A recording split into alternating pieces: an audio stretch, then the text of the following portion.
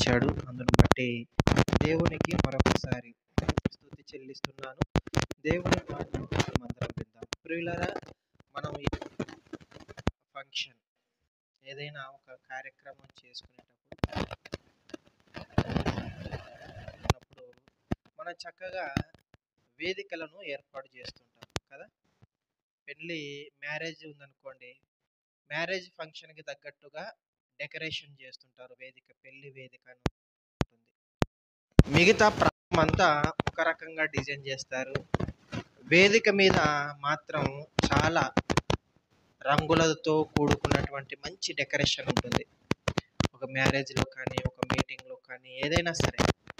ఇక మరి రాష్ట్ర మంత్రి సభకు వస్తున్నాడంటే, సభకు వస్తున్నటువంటి ఆ సమయమున వేదికను కూడా చాలా గొప్పగా నిర్మిస్తారు. సీఎంకి తగ్గట్టుగా, ఆ రేంజ్కి తగ్గట్టుగా వేదికను డిజైన్ చేస్తారు. అవునా కాదా? అంటే వ్యక్తి ఎంత ప్రాముఖ్యత ఆయనకు తగ్గట్టుగా వేదికను మనం నిర్మిస్తుంటాం, అంత డెకరేషన్ చేస్తుంటాం.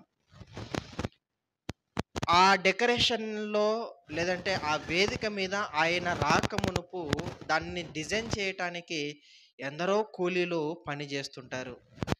దాన్ని సెంటరింగ్, మరి స్టేజ్ నిర్మించడానికి సెంటరింగ్ వాళ్ళు కానీ, లేదంటే డెకరేట్ చేయడానికి డెకరేషన్ వాళ్ళు కానీ, లేదంటే ఎలక్ట్రీషియన్ వాళ్ళు కానీ, ఇలా రకరకాల డిపార్ట్మెంట్స్ అన్నీ కలిసి ఆ వేదికను డిజైన్ చేయటానికి మరి దగ్గర ఉండి ప్రయత్నిస్తుంటారు. ప్రియమైన వాళ్ళరా, ఆ వేదికను చాలా అలంకరిస్తుంటారు. కారణం, ఎవరో ముఖ్యమైన వ్యక్తి వస్తున్నాడు.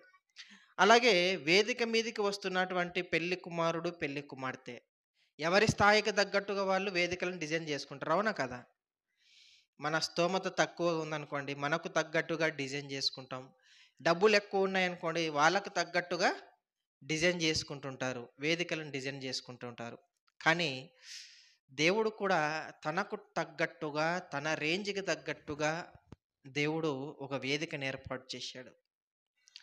ఆ వేదిక మీదకి ఎవరు రాబోతున్నారో బాగా ఆలోచించి దేవుడు ఒక వేదికను డిజైన్ చేస్తున్నాడు. ప్రియమైన వాళ్ళరా, ఆ డిజైన్ ఒకసారి మనం ఆదికాండము 1వ అధ్యాయంలో మనం చూడగలిగితే సృష్టి యొక్క నిర్మాణం అక్కడ మనకు కనబడుతుంది. సూర్యచంద్ర నక్షత్రాలను తయారు చేయటం, భూమిని తయారు చేయటం, సరస్సులను తయారు చేయటం, జీవులను తయారు చేయటం, ఎగిరే పక్షులను తయారు చేయటం, అలాగే భూమి మీద ఉన్నటువంటి జంతువులను తయారు చేయటం, ఇలా రకరకాలుగా ప్రతిదీ దేవుడు నిర్మాణం చేస్తుంటాడు. ఈ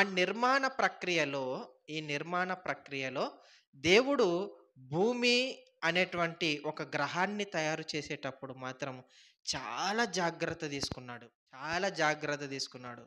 సూర్యచంద్ర నక్షత్రాల మీద తీసుకునే శ్రద్ధ కంటే భూమిని తయారు చేసేటప్పుడు ఆయన మాట్లాడినటువంటి మాట, మోషే గారు రాసినటువంటి సందర్భం ఆదికాండము 1వ అధ్యాయము 1వ వచనం ఒకసారి చదువుదాం. ఆదియందు దేవుడు భూమి ఆకాశములను సృజించెను, భూమి నిరాకారముగాను శూన్యముగాను ఉండెను అని అంటున్నాడు. మొట్టమొదటిగా భూమి ఆకాశములను దేవుడు సృజించెను అని చెప్పినటువంటి మోషే భూమిని ఎలా తయారు చేశాడంటే, ప్రారంభమున భూమి ఏ విధంగా ఉందట? నిరాకారముగా, ఆకారం లేదు. అలా నిరాకారముగా ఉంటున్నటువంటి భూమిని ఒక అందమైన ఆకారంగా మార్చాడు. మనము వేదిక మీదకి వెళ్ళటానికంటే ముందుగా పెళ్లి కుమార్తెను డిజైన్ చేయటానికి డిజైనర్ వస్తారు కదా. మేకప్ కిట్ అంతా పట్టుకొని వస్తారు. అంతకు మునుపు పెళ్లి కుమార్తె వేరుగా ఉంటుంది. ఆవిడ వచ్చిన తర్వాత, ఆవిడ అలంకరించిన తర్వాత ఏ విధంగా ఉంటుంది కదా? చాలా అందంగా ఉంటుంది. అంతకు మునుపు మామూలుగా సాధారణంగా కదా, సాధారణమైనటువంటి రంగులు ఉంటుంది, సాధారణమైనటువంటి పెదవులు ఉంటాయి, సాధారణమైన రూపం ఉంటుంది. ఎప్పుడైతే డిజైనర్ తన దగ్గరకు వచ్చారో అప్పుడు ఆ డిజైనర్ చేసినటువంటి ఆ అలంకరణను బట్టి వేదిక మీదికి వస్తున్నటువంటి ఆ పెళ్లి కుమార్తెను చూస్తున్న ప్రతి ఒక్కరూ ఆవిడ అందాన్ని చూసి చాలా మంచి జోడు, ఈడు జోడు బాగా కుదిరింది అని చెప్పేసి మాట్లాడుతుంటారు కదా. డిజైన్ చేయకముందు ఒక రకంగా ఉంటాము, అలంకరించుకున్న తర్వాత ఒక రకంగా ఉంటాం కదా. ఈ భూమి కూడా దేవుడు అలంకరించక మునుపు ఏ విధంగా ఉందట? నిరాకారంగా ఉంది. సహజంగా అంత అందంగా లేదు, దానికంటూ ఒక రూపం లేదు, అంత చూడముచ్చటగా లేదట. అలా నిరాకారంగా ఉంటున్నటువంటి భూమిని ఎంత అందంగా మార్చాడు అంటే, ఎంత సుందరంగా మార్చాడు అంటే, ఈ ప్రకృతిలోనే, ఈ విశ్వంలోనే దేనికి లేని అందం కేవలం భూమికి మాత్రమే దేవుడిచ్చాడు. అందుకొరకే భూమిని కాపాడుకోవటానికి శాస్త్రవేత్తలు చాలా ప్రయత్నిస్తున్నారు. ఎలాంటి ప్రయత్నాలు చేస్తున్నారంటే, భూమి మాత్రమే మనము నివసించటానికి యోగ్యమైనది, మనం నివసించటానికి కావలసిన వాతావరణం కేవలం భూమి మీద మాత్రమే ఉంది. చంద్రగ్రహం మీద లేదు, శని గ్రహం మీద లేదు, బుధ గ్రహం మీద లేదు, శుక్రగ్రహం మీద లేదు. మరి ఏ గ్రహం మీద ఈ వాతావరణం లేదు, ఈ అందం ఉంది లేదు, ఈ గాలులు లేవు, ఇంత సౌకర్యం ఏ గ్రహం మీద లేవు.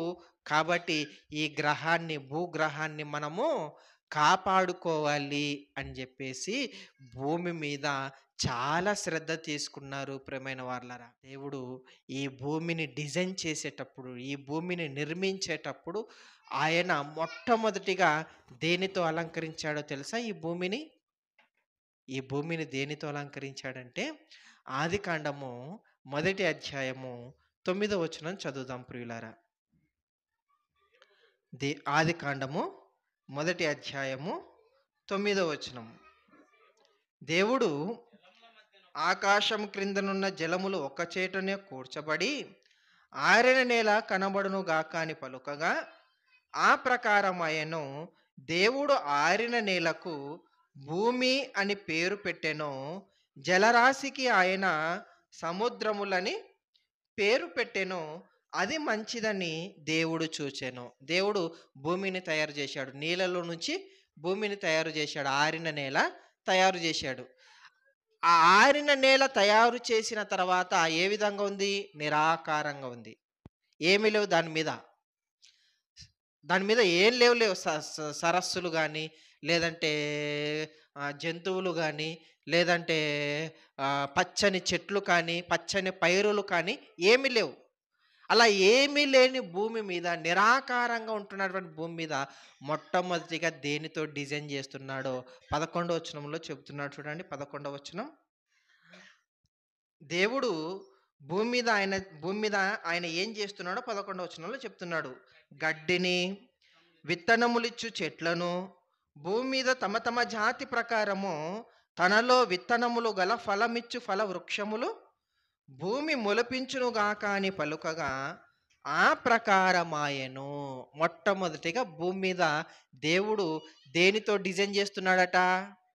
గడ్డిని, విత్తనములిచ్చు చెట్లతో, అలాగే ఫలాలనిచ్చేటువంటి ఫలవృక్షములు, గ్రీనిష్ వాతావరణం, గ్రీనిష్తో దేవుడు భూమిని డిజైన్ చేస్తున్నాడట ప్రియమైన వాళ్ళరా. అంటే మొట్టమొదటిగా భూమి మీద ఆయన ఒక ఆకారాన్ని, ఒక ఆకృతిని నిర్మించే సమయమున ఆయన ప్రాముఖ్యతనిచ్చింది దేనికంటే గ్రీనిష్, పచ్చదనానికి. పచ్చదనానికి భూమి మీద మొట్టమొదటి ప్రాధాన్యతనిచ్చాడు ప్రియమైన వాళ్ళరా. అందుకొరకే ఎక్కడ చూసినా, ఏ పొలాన్ని చూసినా, ఏ పైరును చూసినా మనకు ఏ విధంగా కనబడుతుంది? పచ్చదనముతోనే కనబడుతుంటుంది. పచ్చ రంగు కంటికి ఆకర్షణీయంగా, కండ్లకు ఎలాంటి ఎఫెక్టివ్ లేని రంగు అది పచ్చదనం. వాక్యం వింటున్నారా? పచ్చని రంగు, ఆకుపచ్చని రంగు, పసుపు రంగు కాదు, ఆకుపచ్చని రంగు కండ్లకు ఎలాంటి ఎఫెక్టివ్ ఇవ్వకుండగా, ఎలాంటి దాన్ని ఇబ్బంది లేకుండా, ఎలాంటి షార్ప్‌నెస్ లేకుండగా దీనికి ఒక రంగు కావాలనుకున్నాడట దేవుడు. కళ్ళనిస్తానని తెలిసి, మన కళ్ళు చూడముచ్చటవిగా లేదంటే ఆ కళ్ళకు రంగు ఏదైతే సరిపోతుందని ముందుగానే గ్రహించినటువంటి దేవుడు, ఈ కళ్ళకు ఏ రంగైతే భూమి మీద ఉంచితే బాగుంటుంది అని దేవుడు అనుకున్నాడంటే, పచ్చని రంగు, ఆకుపచ్చని రంగు. మరి ఎర్రని రంగు ఇవ్వచ్చు గదా పంటలకి.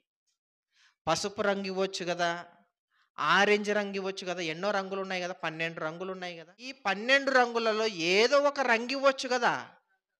కానీ ఇలాంటి రంగులనన్నిటిని పక్కన పెట్టి కేవలం దేవుడు ఎలాంటి రంగుకు ప్రాధాన్యతనిచ్చాడంటే, ఆకుపచ్చని రంగుకు మాత్రమే ప్రాధాన్యతనిచ్చాడు ప్రియమైన వాళ్ళారా.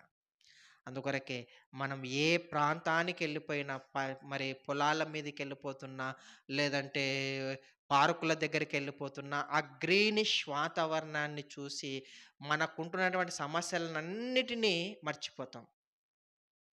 మన సమస్యలన్నిటిని మర్చిపోతాం. రాజులు సహితం తమకు ఆనుకొని ఉన్నటువంటి పొలాలలో పైరులను వేసుకునేవారు. వనములను నిర్మించుకునేవారు సేద తీర్చుకోవటానికి. లేదంటే కాస్త రిలీఫ్ పొందటానికి, విశ్రాంతి నొందటానికి తోటలను నాటుకునేవారు. ప్రపంచాన్ని పరిపాలించిన చక్రవర్తి, మొదటి సామ్రాజ్యాధినేత ఎవరైనా? బబులోను రాజు. బబులోను రాజు ఒక తోటను నిర్మించాడు ప్రియమైన వాళ్ళరా. గాలిలో వ్రేలాడే ఒక తోటను నిర్మించాడు. ఆ తోట ప్రపంచ వింతలలో ఒక వింతగా మారిపోయింది. అదే దానిని ఇంగ్లీష్‌లో ఏమంటామంటే హ్యాంగింగ్ గార్డెన్స్ అంటారు. అంటే వ్రేలాడే తోట, వ్రేలాడే వనం. అలాంటి మంచి తోటను మరి నెబుకద్నెజర్ అనేటువంటి రాజు ఆయన నిర్మించి తన భార్యకు గిఫ్ట్‌గా ఇచ్చాడాయన. ఇక్కడ దేవుడు పచ్చదనాన్ని ఎందుకు నిర్మిస్తున్నాడంటే, ఈ భూమి అనే వేదిక మీదికి అమ్మా, భూమి అనేటువంటి వేదిక మీదికి మనం వస్తున్నప్పుడు మన కళ్ళు ఆకర్షణీయంగా ఉండాలి అని, మన కన్నులకు ఇంపైనటువంటి రంగు చూడముచ్చటగా మన కళ్ళు చూసిన ఎన్నిసార్లు చూసినా, ఎంత చూసినా మన కంటి చూపు దెబ్బ తినకుండా ఉండటానికి భూమి మీద పచ్చదనముతో నింపేశాడట. పచ్చదనముతో నింపేశాడట ఈ భూమి మీద. అందుకొరకే భూమిని శాస్త్రవేత్తలు ఏమని పేరు పెట్టుకున్నారంటే, వాళ్ళు ఏమని పేరు పెట్టుకున్నారంటే గ్రీన్ ప్లానెట్ అని పేరు పెట్టుకున్నారు వాళ్ళు. ఈ ప్లానెట్, ఇలాంటి వాతావరణం, ఇలాంటి పచ్చదనం ఏ గ్రహానికి లేదు.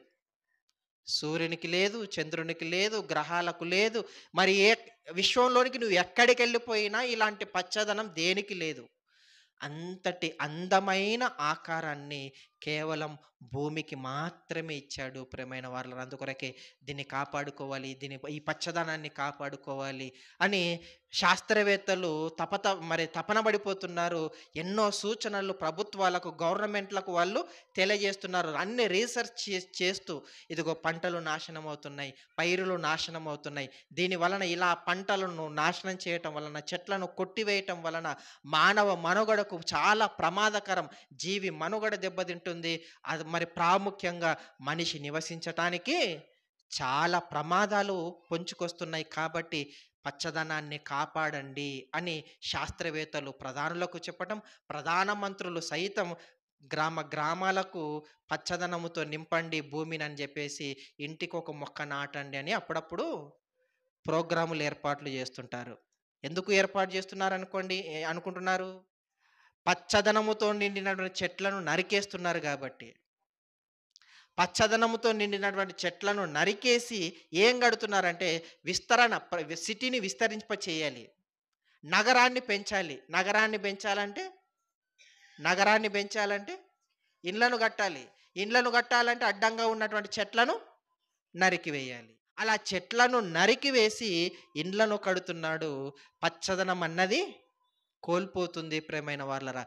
ఇన్ని సంవత్సరాలైనా నల్లమల్ల అడవిలో కేవలం చిన్న రోడ్డు మనం ప్రయాణించాలంటే చాలా చిన్న రోడ్డు, అది కూడా గుంతలుగా పడి ఆ రోడ్డు వెయ్యటానికి కూడా ఆలోచించి ఉంటారు ఆనాటి ప్రధానులు, ఆనాటి ప్రభుత్వం. కారణం ఏంటో తెలుసా? అడవి ఎవరికి నివాసం?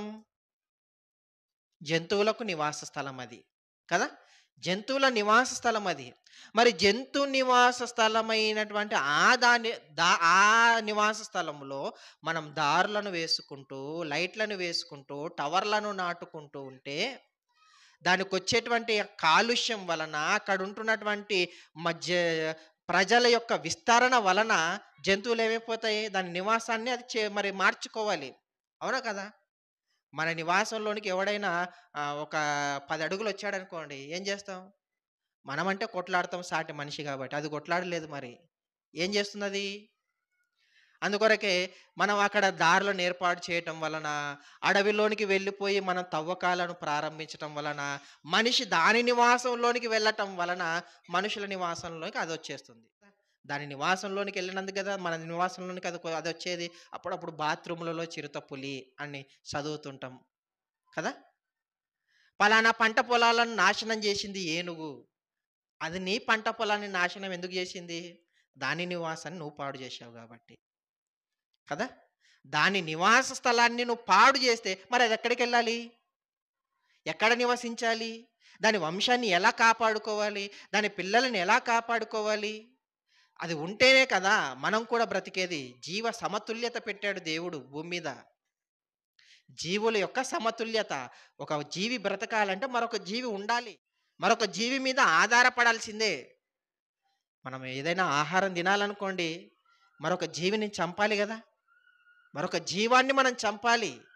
అది జంతువులు మాత్రమే కాదు జీవముండేది. మొక్కలు కూడా జీవమున్న ప్రాణులే. దాన్నైనా చంపుతున్నాం గదా! దానికి కాసినటువంటి పండ్లను తెంపుకొని తింటున్నాం గదా! చెట్లను నరికేస్తున్నాం గదా! అంటే జీవులను చంపేస్తున్నాం, మనం బ్రతుకుతున్నాం. అంటే ఒక జీవి బ్రతకాలంటే మరొక జీవి మీద ఆధారపడాలి ఏదో ఒక రూపంలో. దాని నివాస స్థలంలోనికి మనం పోతే, మన నివాస స్థలంలోనికి అది రాకపోతే మరేం చేస్తుంది చెప్పండి? కనుక దేవుడు ప్రతి దానిని ఎక్కడ ఏది ఉండాలో ఆయన ఆలోచించి నిర్మించాడు. అడవులను నిర్మించాడు. ఇదిగో మీరిక్కడ ఉండండి అని చెప్పేసి క్రూర మృగాలకు, ఏనుగులకు, నక్కలకు, తోడేలకు, జింకలకు దానిని వాటికి నివాస స్థలంగా ఇచ్చాడు. దాని స్థలంలోనికి మనం వెళ్ళిపోతున్నాం. ఈరోజు జీవులన్నీ ఏమైపోతున్నాయి? చనిపోతున్నాయి, అంతరించిపోతున్నాయి జీవులు. ఒకప్పుడు పిచ్చుకలు చక్కగా ఇండ్లలోనికి వచ్చి గూళ్ళు పెట్టుకొని గింజలను తిని దాని అరుపులతో మనల్ని సంతోషపెట్టేటివి. అవి అరుస్తుంటే మనం కూడా పిల్లలకు దాన్ని చూపించి ఆనందపడేవాళ్ళం. పిల్లలు ఏడుస్తుంటే దాన్ని చూపించి మరి వారిని సర్ది చెప్పేవాళ్ళం. కానీ ఈరోజు పిచ్చుకలొస్తున్నాయా? అలాంటి పక్షులు మన ఇంటి దగ్గరకొస్తున్నాయా? రావటం లేదు ప్రియమైన వాళ్ళరా. గింజలు వేస్తామంటున్నా గూడా పైకి రావటం లేదు మిద్దె పైకి. కారణం? అది రావటానికి అడ్డుగా టవర్లనేసాం మనం. తరంగాలు. అవి మన కంటికి కనిపించవు. అలా మనం మాట్లాడుతున్నటువంటి మాట మరొక వ్యక్తికి వినబడుతుందంటే, మరొక ఎక్కడో ఉంటున్నటువంటి వ్యక్తి వింటున్నాడంటే అది ఎలా వెళుతుంది? ఎలా వెళుతుంది? ఇదిగో మనం మాట్లాడుతున్నటువంటి ఆ శబ్ద తరంగాలు మోసుకొని వెళ్ళిపోతున్నాయి టవర్ల రూపంలో. అలా గాలిలో తరంగాలు ప్రయాణం చేయటం వలన అవి ఎగురుతూ ఉంటున్నటువంటి పక్షులకు ఆ తరంగాలు అడ్డమొచ్చేస్తున్నాయి. ఆ రేడియేషన్ ప్రభావం వలన పక్షులు అక్కడి నుంచి దూరంగా తమ నివాసాన్ని మార్చుకుంటున్నాయి. చూడండి దేవుడు ఎంత ముందు ప్రీ ప్లాన్‌గా తయారు చేస్తున్నాడో. మొట్టమొదటిగా దేవుడిచ్చినటువంటి ప్రాధాన్యత ఈ భూమిని అలంకరించటానికి పచ్చదనముతో నింపాలి అని అనుకున్నాడు. పచ్చదనానికి ప్రాముఖ్యతనిచ్చాడు ప్రియమైన వాళ్ళరా. కానీ ఈరోజు ఆ పచ్చదనం అన్నది భూమి మీద లేకుండగా మార్చేస్తున్నారు ఈరోజు మనిషి. తన స్వార్థపూరితమైన అభివృద్ధి అనే పేరుతో, డెవలప్ అనేటువంటి పేరుతో పచ్చదనానికి మరి పచ్చదనానికి ఆయన మనిషి చోటు లేకుండా చేసేస్తున్నాడు ప్రియమైన వారలారా. ఎక్కడ మరి ఒకప్పుడు పల్లెటూర్లలో కూడా చక్కగా పంటలు మరి వేసుకునేవారు. కానీ ఈరోజు పంటలు వేస్తున్నారంటే వేయటం లేదు. వాళ్ళు కూడా నగరానికి వచ్చేస్తున్నారు బ్రతకటానికి. సరైన ధరలు రాకపోవటం ఒక కారణం. గిట్టుబాటు ధర లేకపోవటం కదా! అది వేసినా అప్పుల పాలవుతున్నాము అనేటువంటి ఆలోచనతో పొలాలను, ఇళ్ళను వదిలేసుకొని నగరాలకెళ్ళిపోతున్నారు. ఈరోజు తమ భూములను బీడు భూములుగా మార్చేస్తున్నారు. పంట పొలాలు బీడు భూములుగా మారిపోతున్నాయి. అందవిహీనంగా మారిపోతుంది ప్రియమైన వాళ్ళరా. పచ్చదనముతో నిండుకున్నటువంటి పొలాన్ని చూడముచ్చటగా ఉంటుందో. పైరు లేని పొలాన్ని చూడండి. బాగుంటుందా? అందంగా ఉంటుందా? ఉండదు. కదా! అలా అందుకొరకే దేవుడు భూమిని దేనితో నింపాడట? ప్రారంభమున గడ్డి, విత్తనములిచ్చే చెట్లు, ఫలాలనిచ్చే ఫలవృక్షములు, అంటే గ్రీనిష్ పచ్చదనం. పచ్చదనముతో నింపాలనుకున్నాడు. కారణం ఏంటో తెలుసా? ఈ భూమి అనే వేదిక మీదకి ఎవరు రాబోతున్నారు? మనం. మనం రాబోతున్నాం ప్రియమైన వాళ్ళరా. ఒక ముఖ్యమంత్రి వేదిక మీదకి వస్తున్నప్పుడు తన హోదాకు తగ్గట్టుగా, తన రేంజ్‌కి తగ్గట్టుగా ఎలాగైతే వేదికను నిర్మిస్తారో, వేదికను అలంకరిస్తారో, దేవుడు కూడా మన రేంజ్‌కి తగ్గట్టుగా ఆయన డిజైన్ చేస్తున్నాడట భూమిని. మన రేంజ్‌కి మనం వచ్చేది మామూలోళ్ళం కాదు. ఆయన స్వయాన ఆయన గర్భం నుండి ఉద్భవించిన తన పిల్లలను పంపిస్తున్నాడు. నా పిల్లలు వెళ్ళిపోతున్నారు. నా పిల్లలు భూమి మీదకెళ్తున్నారు. కాబట్టి భూమి మీద వాడికి ఏ కొదువ ఉండకూడదు. ఎలాంటి లోటు ఉండకూడదు. వాడు వెళ్ళిపోయే ఆ భూమి అనేటువంటి స్టేజ్ చాలా గొప్పగా ఉండాలి. చాలా ఆకర్షణీయంగా ఉండాలి. చాలా అందంగా కనబడాలి. ఎక్కడికెళ్ళిపోయినా పచ్చదనముతో నింపబడాలి. ఆ పచ్చదనంలో నుంచి, సరస్సుల నుంచి, నదుల నుంచి, అలా నీళ్లు పైనుంచి చెలిమలల నుంచి వస్తున్నప్పుడు, లేదంటే కొండల మీద నుంచి ప్రవహిస్తున్నప్పుడు నా పిల్లల కన్నులకు చాలా ఆకర్షణీయంగా అది కనబడాలని చెప్పేసి భూమిని చాలా సుందరంగా తయారు చేశాడు ప్రియమైన వారు. చాలా సౌందర్యంగా మార్చేశాడు. అలా సౌందర్యములో మొట్టమొదటిగా ఆయన ఇచ్చిన ప్రాధాన్యత పచ్చదనానికి. కానీ ఈరోజు ఆ పచ్చదనం అన్నది లేకుండా ఈరోజు మనం మార్చేస్తున్నాం ప్రియమైన వాళ్ళరా. ఒక ఇల్లు కడుతున్నాం అనుకోండి, కట్టటానికి చెట్టు అడ్డం వస్తే చెట్టును మనం నరికేస్తున్నాం. ఓకే, మరొక చెట్టును నాటుతున్నాం, మంచిదే. ఆ చెట్టు నరికేటప్పుడు మరొక చెట్టును మనం నాటే ప్రయత్నమైనా చేస్తున్నాం. కానీ కొందరు అది కూడా చెయ్యలేని సోమరులుగా ఈరోజు బ్రతుకుతున్నారు ప్రియమైన వారు. అందుకొరకే ఎక్కడికెళ్ళిపోయినా గ్రీనిష్ వాతావరణం ఉండాలి. ప్రతి ఇంటి ముందు చెట్టు కనబడాలి. ప్రతి ఇంటి గుమ్మం ముందర గ్రీనిష్ వాతావరణం ఉండాలి. అప్పుడు ఏమవుతుందో తెలుసా? పచ్చదనముతో నిండుకోవటం వలన గాలి ఫ్రెష్‌గా ఉంటుంది. మనం పీల్చే గాలి చాలా ఫ్రెష్‌గా ఉంటుంది. ఉంటుందంటే ఈ భూమి మీదకి ఎంత చెడు గాలి, లేదంటే ఎంత కల్మషమైన గాలి వెళ్ళిపోతుందో, ఆ గాలిని పీల్చుకొని, కల్మషమైన గాలిని పీల్చుకొని స్వచ్ఛమైన గాలిని ఒక చెట్టిస్తుంది.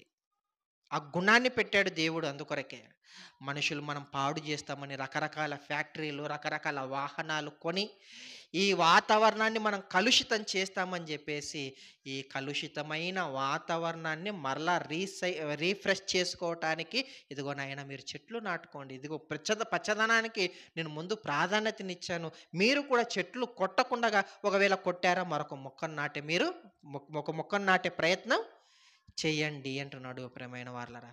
కానీ ఆ చెట్లను నాటకపోవటం వలన ఈరోజు పీల్చే గాలి ఏమైపోయిందంటే కల్మషమైపోయిందంతా, అంత కలుషితమైపోతుంది.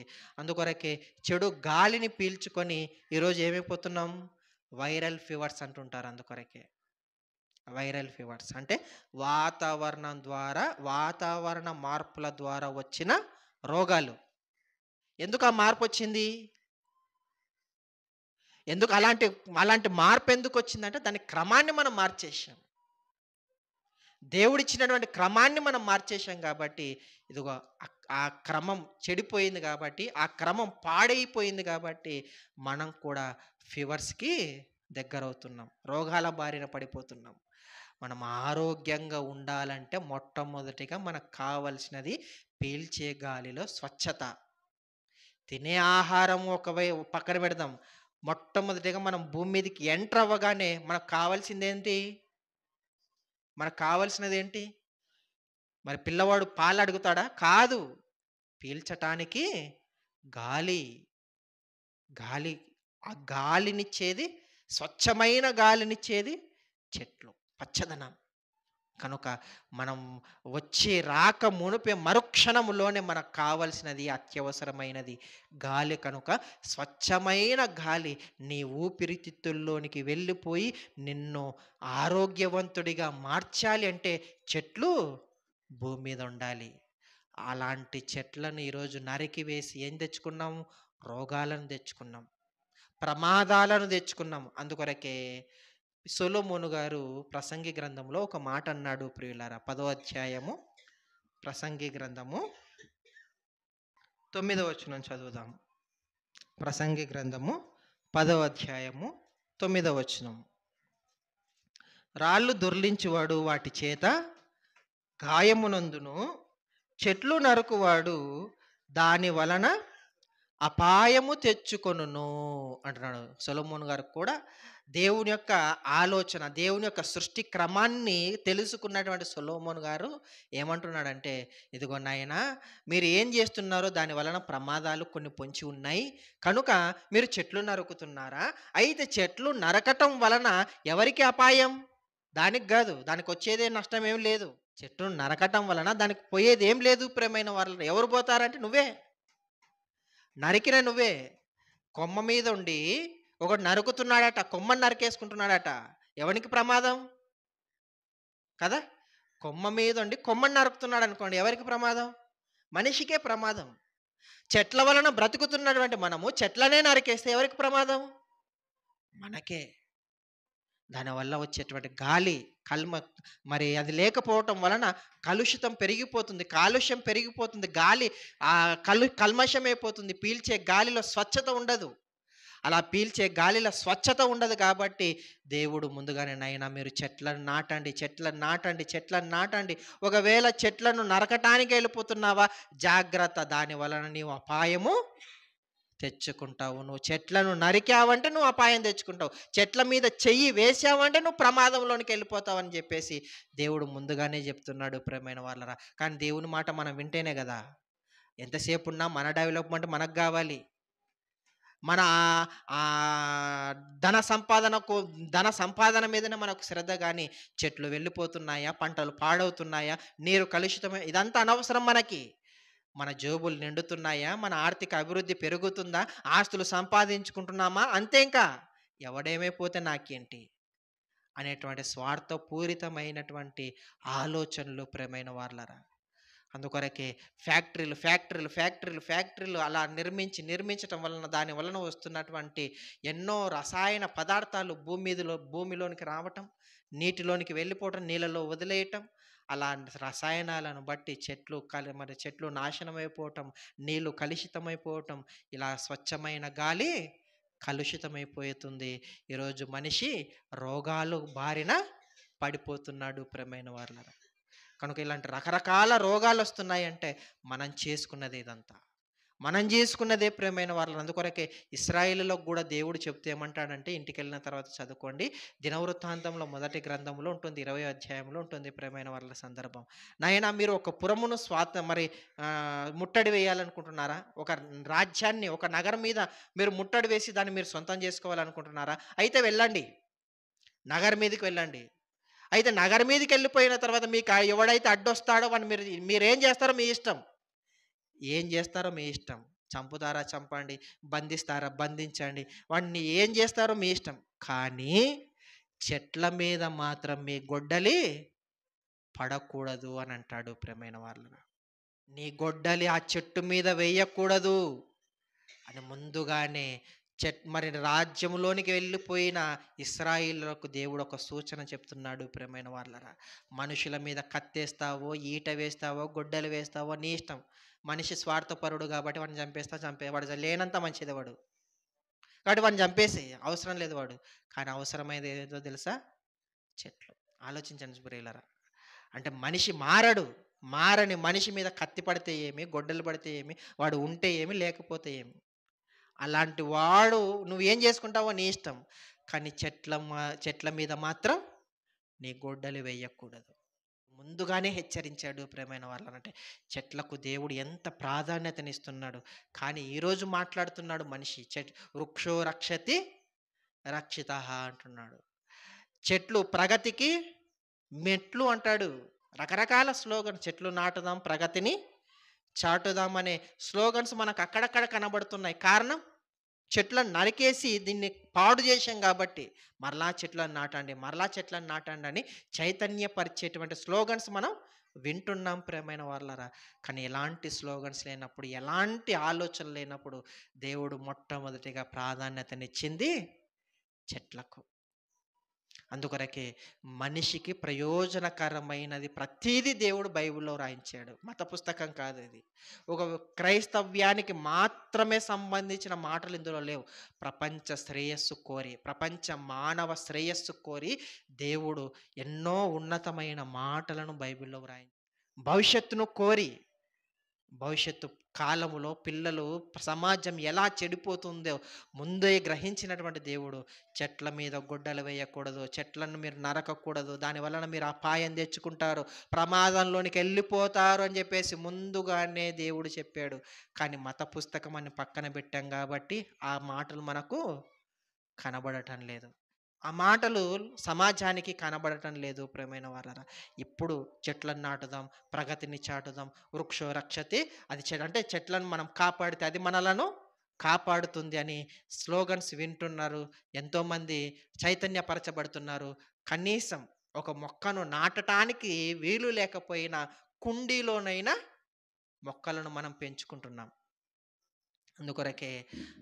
అందుకొరకే ఈరోజు ఏమైపోతుందంటే, నాయన చెడు గాలి ఇంతవరకు ఉంది. ఇలా చైతన్యం వచ్చి గ్రీనిష్ వాతావరణం పెరగటం వలన స్వచ్ఛమైన గాలి అనేది వస్తుంది. మరి ఇలాంటి ప్రయత్నాలు ఇంకా మీరు కొనసాగించాలని చెప్పేసి న్యూస్లలో ఇప్పుడు చదువుతారు. మొన్నటికి మొన్న ఒక న్యూస్ పేపర్లో చదివాను ప్రియులరా. గాలి స్వచ్ఛంగా ఉంది, ఇక స్వేచ్ఛగా పీల్చుకోండి అని టైటిల్ పెట్టాడు. కారణం చెట్లు.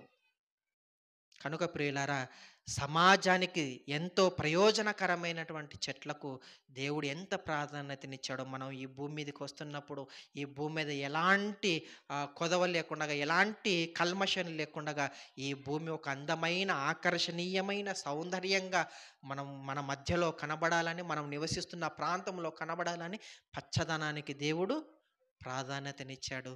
దాన్ని కాపాడుకుంటే భూమి ఉంటుంది, దాన్ని కాపాడుకోకుండా ఉంటే పచ్చదనం కోల్పోతుంది, దాని మీద ఆధారపడిన జంతువులు చనిపోతాయి, దాని మీద ఆధారపడినటువంటి పక్షులు చనిపోతాయి. జీవ సమతుల్యత దెబ్బతినటం వలన ఎవరికి ప్రమాదం అంటే చివరిగా మనిషికే ప్రమాదం. కనుక దేవుని మాటను మరి ఖాతరు చేయకుండా కాస్త పరిగణలోనికి తీసుకొని, దేవుని మాటను పరిగణలోనికి తీసుకొని మనం కూడా పచ్చదనాన్ని కాపాడుకునే ప్రయత్నం చేద్దాం.